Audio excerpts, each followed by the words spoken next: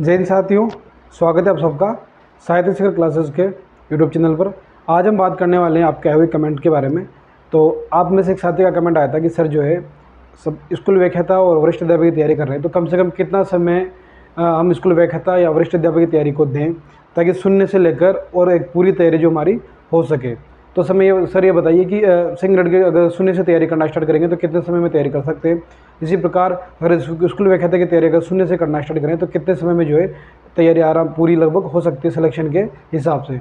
तो इसके बारे में देखो, मैं वीडियो के माध्यम से पहले भी आपको डिटेल में बता चुका हूँ, लेकिन फिर भी अगर बात करें तो अगर जैसे स्कूल व्याख्याता और वरिष्ठ अध्यापक की बात करते हैं अपन, स्कूल व्याख्याता और वरिष्ठ अध्यापक, अगर आप हिंदी से तैयारी कर रहे हैं, विशेषकर हिंदी की बात करें या फिर आपका कोई भी सब्जेक्ट है, तो उस हिसाब से बात करें तो मिनिमम कम से कम अगर किसी भी प्रतियोगी परीक्षा की तैयारी कर रहे हैं आप, और विशेषकर अपने जैसे स्कूल व्याख्याता की या वरिष्ठ अध्यापक की, तो कम से भी कम आपको जो है 6 महीने मान के चलें। 6 महीने न्यूनतम लेके चलें कि 6 महीने तो मुझे देने ही देने हैं। 6 महीने वो समय है जिसमें आपकी जो तैयारी एक अच्छे लेवल पे चयन के स्तर पर आराम से हो जाएगी, क्योंकि 6 महीनों में जो है आपको कम से कम 4 महीने तो आपको एक बार पूरी तरह अच्छे से कोर्स करने में लगेगा, और प्लस जो 2 महीने हैं वो आपको लगेंगे रिवीजन करने में, समझ बनाने में कि किस प्रकार का एग्ज़ाम होता है, किस प्रकार के प्रश्न आते हैं, किस प्रकार की पाठ्यक्रम में और मैंने जो पढ़ा है उसको मैं किस तरह प्रश्न जो आएंगे उसमें से उसका आंसर निकाल सकता हूँ। ये 2 महीने रिवीजन के द्वारा, अभ्यास के द्वारा आप में एक समझ बनेगी। तो कम से कम अगर स्कूल व्याख्याता की तैयारी कर रहे हैं, वरिष्ठ अध्यापक की तैयारी करें, अगर आप शून्य से तैयारी करें, बिल्कुल आपने अभी तक कुछ नहीं पढ़ा, बिल्कुल शून्य पे है, तो आप जो है अगर 6 महीने लगातार तैयारी करेंगे, और 6 महीने भी कम से कम कितने घंटे, 8 से 10 घंटे अगर आप रेगुलर पढ़ रहे हैं, कम से कम मिनिमम 8 घंटे तो आपको रेगुलर पढ़ना ही पढ़ना है। अगर आप निरंतर रेगुलर 8 घंटे अगर पढ़ रहे हैं तो ये मान के चले कि आप शून्य से लेकर भी तैयारी करेंगे तब भी आपका सिलेक्शन आराम से हो जाएगा। स्कूल व्याख्याता और वरिष्ठ अध्यापक की तैयारी के लिए जैसे हिंदी के सिलेबस की बात करें तो हिंदी का सिलेबस तो लगभग सेम है।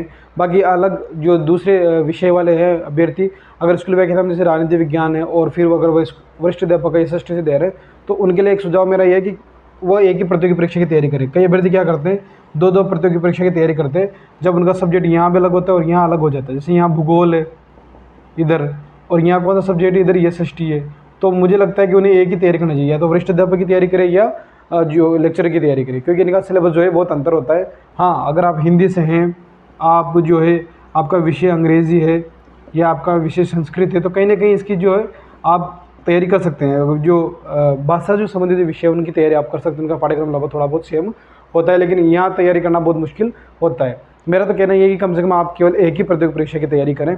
अब जैसे जो भी अभ्यर्थी शून्य से अगर वरिष्ठ अध्यापक की तैयारी करना चाह रहा है, तो उसके लिए मैंने वीडियो के माध्यम से पहले बता चुका हूँ कि आपकी क्या रणनीति होनी चाहिए, लेकिन फिर भी आपको नहीं पता है तो सबसे पहले आप अपना पाठ्यक्रम देखें। पाठ्यक्रम के बाद अपनी एक रणनीति बनाएं कि मुझे किस प्रकार पाठ्यक्रम को कंप्लीट करना है। उसके बाद अच्छी पुस्तकें लेके आएँ, और फिर पुस्तकों के बाद रिवीजन पे फोकस करें कि मुझे इस तरह रिवीजन करना है, और रिवीजन के साथ साथ नोट्स बनाते हुए चलें। अगर आप सेल्फ स्टडी कर रहे हैं तो नोट्स ज़रूर बनाएं, या आप कोचिंग कर रहे हैं तो वहाँ नोट्स आपको बनवाए जाते ही हैं। तो ये हो गया शून्य से अगर आप तैयारी कर रहे हैं तो आप इस प्रकार तैयारी कर सकते हैं। आपका इस कमेंट का जवाब ये है। और स्कूल व्याख्याता की तैयारी कर रहे हैं तब भी आपको कम से कम 6 महीने तो देने ही पड़ेंगे, एक निरंतर अभ्यास के निरंतर तैयारी के द्वारा। मैंने जो से तैयारी की तो मेरी कहीं ना कहीं रीड की मैंने तैयारी की थी, तो उस समय मैंने लगभग जो राजस्थान के GK वाला पार्ट है, साइकोलॉजी वाला पार्ट है, कहीं ना कहीं अब अच्छे से तैयार कर लिया था पहले ही। तो फिर मुझे जो है केवल हिंदी विषय की तैयारी करनी थी, तो मुझे ज़्यादा टाइम लगा नहीं और मैंने आराम से उसको तैयार कर लिया। इस प्रकार आप कम से कम अगर शून्य से तैयारी करेंगे और 6 महीने भी तैयारी करेंगे तो आपका सिलेक्शन आराम से हो जाएगा। अब बात करें कि आपका एक कमेंट ये भी था कि सर जो है करंट अफेयर्स को कैसे तैयार करें। अगर आप करंट अफेयर्स पढ़ रहे हैं तो देखो, करंट अफेयर्स से जो है प्रश्न, जैसे कि स्कूल व्याख्याता की बात करें तो लगभग 10 प्रश्न स्कूल व्याख्याता में आते हैं। स्कूल व्याख्याता में करंट अफेयर्स के कितने प्रश्न आते हैं, 10, यानी कि 20 नंबर के। और वरिष्ठ अध्यापक की बात करें तो यहाँ कम से कम 20 प्रश्न आपके बनते हैं करंट अफेयर्स के। यहाँ 20 प्रश्न और यहाँ लगभग 10 क्वेश्चन तो आपके बनते ही बनते हैं। ठीक है, कुछ 1-2 कम ज़्यादा भी हो सकते हैं, लेकिन मुख्यतः स्कूल व्याख्याता में 10 प्रश्न बनते हैं। अब करंट अफेयर्स का तरीका ये, या तो आप डेली मैगजीन पढ़ रहे हो, डेली आप नोट्स बना रहे हैं, एक तरीका ये होता है।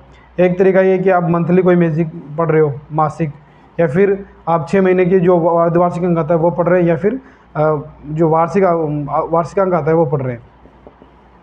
अब अगर आप जैसे स्कूल व्याख्याता की तैयारी कर रहे हैं तो उसके हिसाब से अगर मैं बात करूँ, अगर आप मंथली भी जो क्रोनोलॉजी आती है अगर वो पढ़ रहे हैं और उसमें से हाईलाइट करके अलग से या फिर एक रजिस्टर मेंटेन करके उसमें नोट्स बना रहे हैं टू द पॉइंट कुछ कुछ चीज़ों के, तो आप मासिक जो है मंथली मैगजीन फॉलो कर सकते हैं। और अगर आप क्रोनोलॉजी, जैसे मान लो किसी की आदत होती है कि वो डेली नोट्स नहीं बना सकता, उसे करंट अफेयर्स पढ़ने में बहुत आसान नहीं लगता, करंट अफेयर्स कठिन लगता है, तो ये कर सकता है कि वो 6 महीने के जो वार्षिक अंक के किन्हीं 2 पत्रिका है ना, 6 महीने की जो बुकलेट आती है वो, और वार्षिक अंक भी 2 प्रकाशन की बुकलेट अलग अलग, जैसे कि विनोद स्वामी जी का नाथ पब्लिकेशन से आता है वार्षिक अंक, स्कूल व्याख्याता के लिए मैंने वो पढ़ा था। इस प्रकार एक ऑब्जेक्टिव किसी दूसरे के वार्षिक अंक जो निकाले तो 2 वार्षिक अंक लेके आ सकते हैं और उनको पढ़ सकते हैं। अगर वार्षिक अंक अगर 2 भी पढ़ ले तब भी उसमें से आपके जैसे 10 प्रश्न है, 10 में से 7 से 8 प्रश्न आपके उसमें से बन जाते हैं।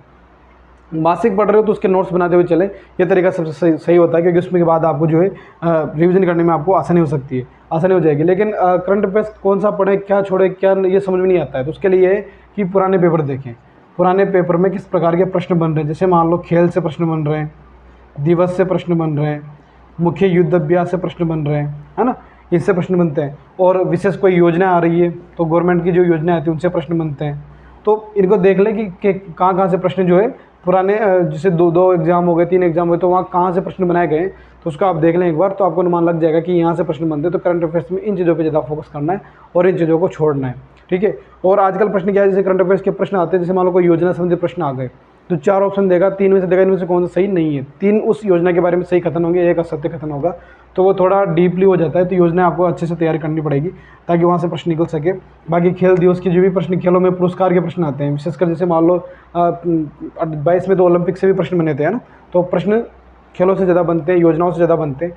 तो आप जिस भी एग्जाम की तैयारी करें, अगर स्कूल व्याख्या की तैयारी कर रहे हैं तो पुराने पेपर देखें, उसी प्रकार वरिष्ठ अध्यापक की तैयारी करें तो पुराने पेपर देखें, उस हिसाब से आपको पता लग जाएगा कि करंट अफेयर्स में क्या पढ़ना है, क्या छोड़ना है। मुख्यतः तो मैं ये कहूँगा कि योजनाओं पर, खेल पर, दिवस पर, और विशेष भी कोई नई योजना शुरू होती है, विशेष कोई कार्यक्रम होता है, उस पर ज़्यादा फोकस करें।